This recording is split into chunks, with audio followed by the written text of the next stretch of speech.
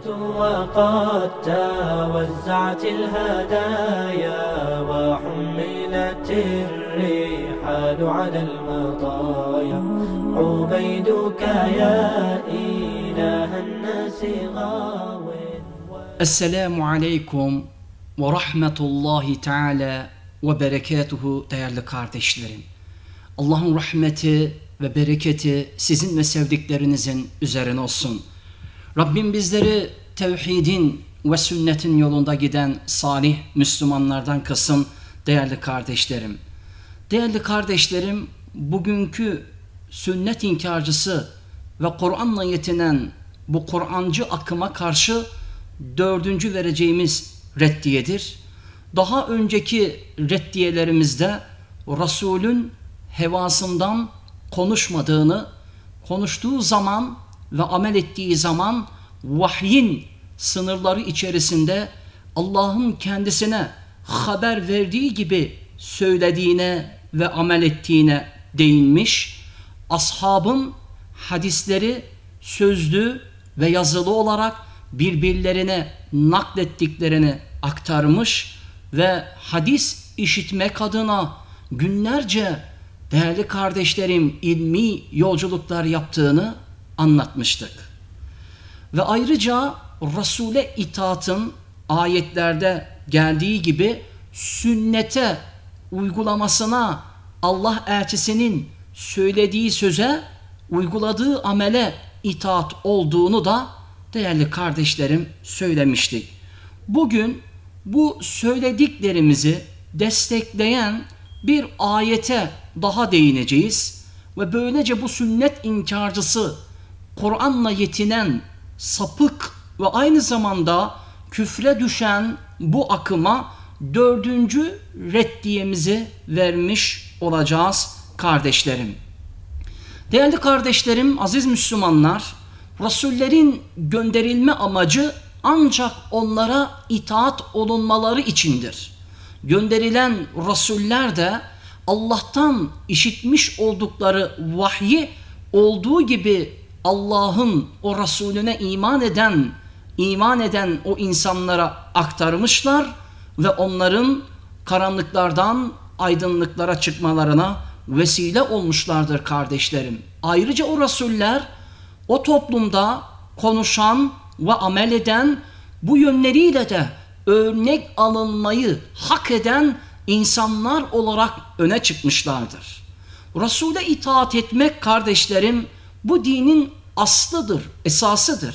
Ancak bu Kur'ancı sapık ve küfre düşmüş akım kardeşlerim Resul'e itaat etmeyi doğru bulmamakta, hadisleri inkar etmekte, Allah elçisine itaatten maksatın da sadece Kur'an'a itaat, vahye itaat olduğunu iddia etmektedir. Böyle bir iddia iman ehlinin iddiası olamaz. İman ehli Allah'ın elçisinin sözünü ve amelini kendisine örnek alır ve onun gibi yaşamaya gayret gösterir. Onların Allah'ın elçisine sadakati budur değerli kardeşlerim. Bakınız bugünkü işleyeceğimiz ayetimiz Haşr suresi 7. ayet-i kerime kardeşlerim. Allah Haşr suresi 7'de şöyle buyurmaktadır. وَمَا آتَاكُمُ الرَّسُولُ فَخُذُوهُ وَمَا نَهَاكُمْ عَنْهُ فَانْتَهُوا فَاتَّقُوا اللّٰهِ اِنَّ اللّٰهَ شَد۪يدُ الْاِقَابِ. Ayet-i kerimeyi manen şöyle ifade edelim. Resul size ne verdiyse onu alın, sizi neyden sakındırdıysa ondan da sakının. وَاتَّقُوا Allah'tan korkun. اِنَّ اللّٰهَ شَد۪يدُ الْاِقَابِ. Allah'ın sorgulaması, cezalandırması pek çetindir. Bakınız kardeşlerim, Allah Subhanahu ve Teala burada Resulullah Aleyhissalatu Vesselam'ın emrettiğine uymayı, yasakladığından sakınmayı emrediyor.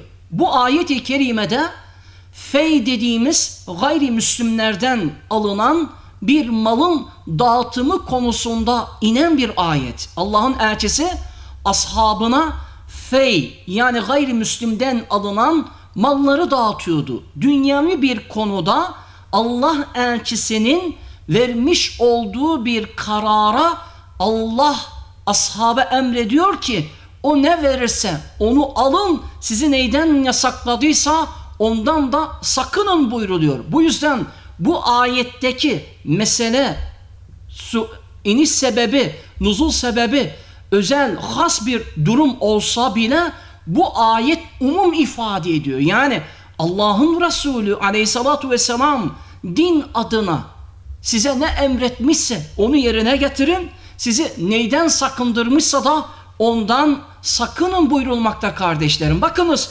dünyevi bir konuda Allah'ın elçisine itaatı Allah emrediyorsa, dini bir konuda ümmeti ilgilendiren ibadetle alakalı ameli konularda, itikadi konularda Allah'ın Resulü'nün sözüne ve ameline itaat etmek daha evla ve daha doğru değil mi kardeşlerim? O halde yine Allah, bakınız, Resulullah sallallahu aleyhi ve sellemin bu ayeti celilede yasakladığını ve aynı şekilde emrettiğini, hüküm koyduğunu haber veriyor. Demek ki Kur'an'a göre Allah'ın Resulü aleyhissalatu vesselam emredebiliyor, hükmedebiliyor, kanun koyabiliyor ve birilerini bundan men edebiliyor, yasak koyabiliyor.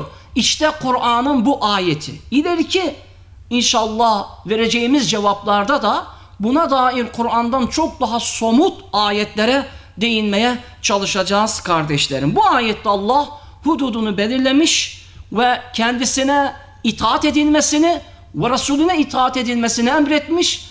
Resul'e itaat edilmediği takdirde de Allah'tan korkmayı ve onların başına büyük bir azabın ve şiddetli, pek çetin bir sorgulamanın, hesabın geleceğini de değerli kardeşlerim duyurmuştur.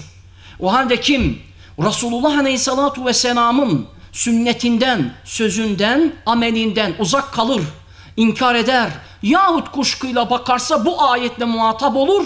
Allah Subhanahu ve Teala onu şiddetli bir azapla ikaz ediyor kardeşlerim. Şimdi bu sünnet inkarcısı, Kur'an akımı değerli kardeşlerim şu sorularımıza bu ayetin gölgesinde cevap verebilirler mi? Birinci sorumuz, Allah, Resul size Kur'an adına ve sünnet adına ne verdiyse, sizi de neyden sakındırdıysa ondan uzak kalın buyurmaktadır.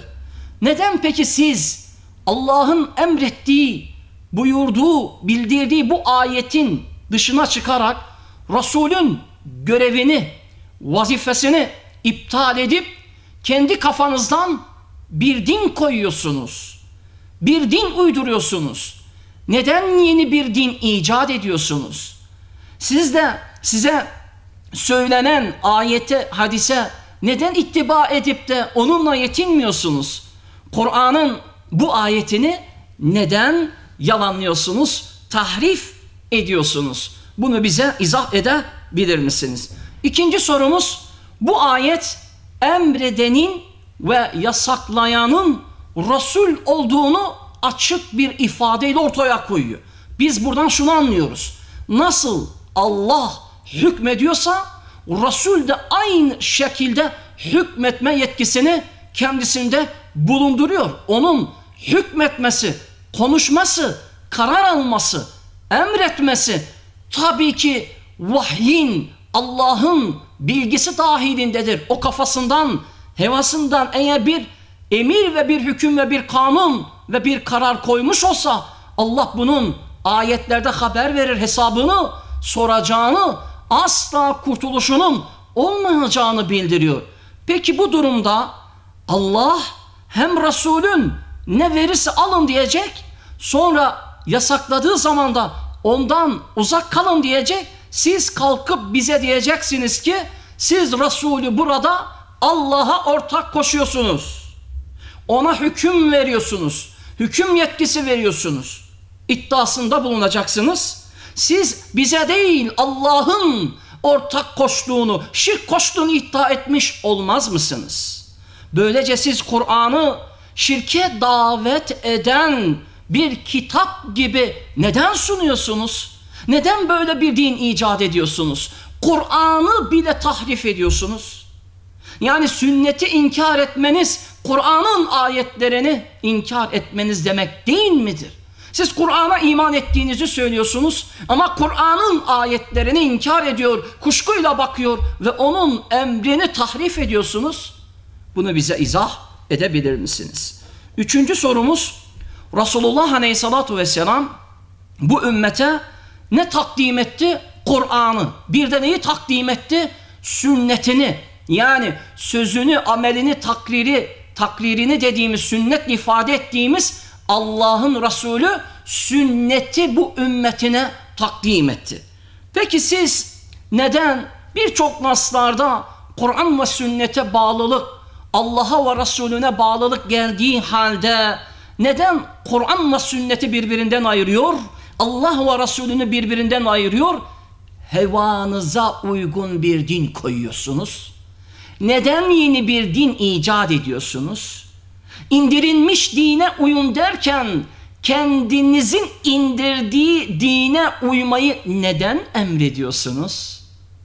Uyduruk bir dini neden insanlara sahih bir dinmiş gibi neden takdim ediyorsunuz? Neden Kur'an'ı kişisel yorumlarınızla kendi icat ettiğiniz bir din haline getirip işte doğru olan budur deyip insanları saptırıyorsunuz? Bunları bize izah edebilir misiniz? Dördüncü ve son sorumuz bu ayetin gölgesinde. Rabbimiz bu ayette Haşr suresi 7'de dünyavi bir fey, yani gayrimüslimlerden alınan bir malın dağıtımında bile Allah'ın Resulüne itaat edilmesini, ne verirse almaları gerektiğini, neyden de yasaklarsa sakınmaları gerektiğini emrediyor ve dünyavi bir konuda itaatı şart koşuyor. Peki dini bir konuda ümmetin Allah'ın elçisinin sözüne, sünnetine, ameline uymasının suçu nedir? Hatta dini bir konuda ona uymak, itaat etmek daha evla değil midir? Neden bir din uyduruyorsunuz? Neden ayetleri tahrif ediyorsunuz? Neden Allah'ın Resulü'nün, bakınız, dünyavi bir konuda itaat edilmesi gerektiği bir konuda bile onun dini bir konuda itaat edilmeyeceğini iddia ediyorsunuz? O halde bütün bu sorularımızın cevabını inşallah bizlere verebilirsiniz. Allah Subhanahu ve Teala bizleri tevhidde ve sünnette buluştursun. Müslümanlara karşı kalplerinde herhangi bir nefret ve kin bulunan müminlerden eylemesin. Allah'ın rahmeti ve bereketi sizin ve sevdiklerinizin üzerine olsun. Esselamu Aleyküm ve Rahmetullahi Teala ve